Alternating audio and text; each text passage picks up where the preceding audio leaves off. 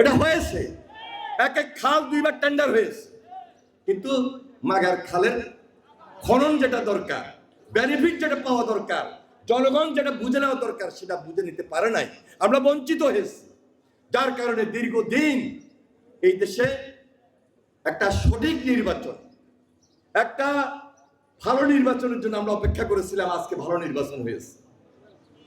ভালো নির্বাচনে মানুষ ভালো জিনিসটাই তো আশা করে, এটা আমরা চাই, এটা আমাদেরকে দিতে হবে সোজা সহজ হিসাব।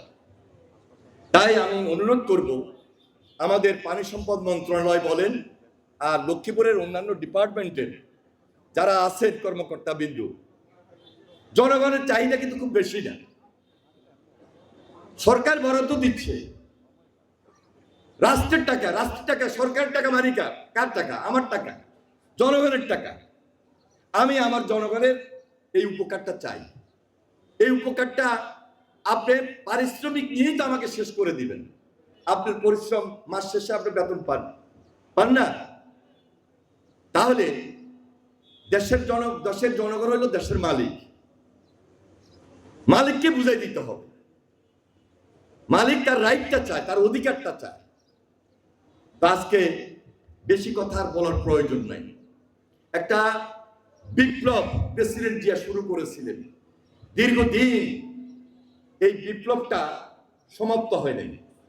এই বিপ্লবটা যদি প্রেসিডেন্ট জিয়ার তার যে চিন্তা ধারণা দূরদর্শিতা সে আলোকে যদি সমাপ্ত হইতো, তাহলে স্বনির্ভর বাংলাদেশ অব্যাহত থাকত।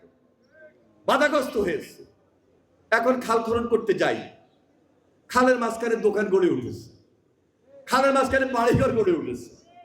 যদি ওই যে স্বনির্ভর বাংলাদেশের কাজ অব্যাহত থাকতো, তাহলে খালের মধ্যে দোকান হইতো না, খালের মধ্যে বাড়ি হইতো না, শিল্প কলকারখানার বর্জ্য বা মানুষের বাসা বাড়ির ড্রেন খালে পড়তো না।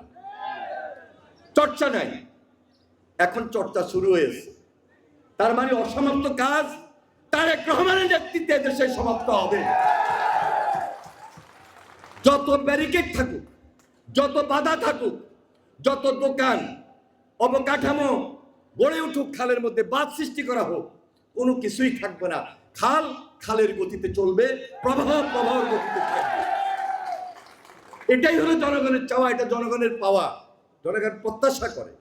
এবং আমি মনে করি আমরা আজকে যে প্রকল্পটি হাতে নিয়েছি জনাব তারেক রহমানের নেতৃত্বে, 180 দিনের কর্মসূচি প্লাস 5 বছরে 20,000 কিলোমিটার খাল সারা বাংলাদেশে আমরা পুনঃখনন করবো অথবা খনন করব।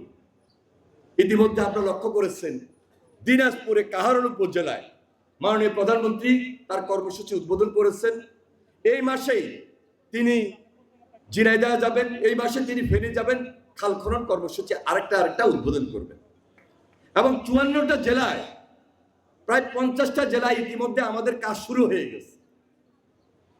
আমরা আমাদের মন্ত্রী সাহেবরা, এমপি সাহেবরা, প্রতিমন্ত্রী সাহেবরা বিভিন্ন জায়গায় বিভিন্ন এলাকায় এই কর্মসূচি অব্যাহত রেখেছেন। কারণ এটা তো আরেকটা বিপ্লব। এই বিপ্লবটা হাতে নিয়েছেন নতুন ভাবে তারেক রহমান। এই বিপ্লবের শেষ হবে না যতদিন পর্যন্ত নতুন বাংলাদেশ গঠন না করতে পারে। এটা করতেই হবে, কারণ মানুষ আমাদেরকে তো ভোট দিয়েছে এই প্রতিশ্রুতি দেওয়ার কারণে, এই অঙ্গীকার ব্যক্ত করার কারণে। তো যাই হোক, আমি আপনাদের আন্তরিকতা এবং সহযোগিতায় আজকে এই দায়িত্বটুকু পেয়েছি। এটা রাষ্ট্রের দায়িত্ব।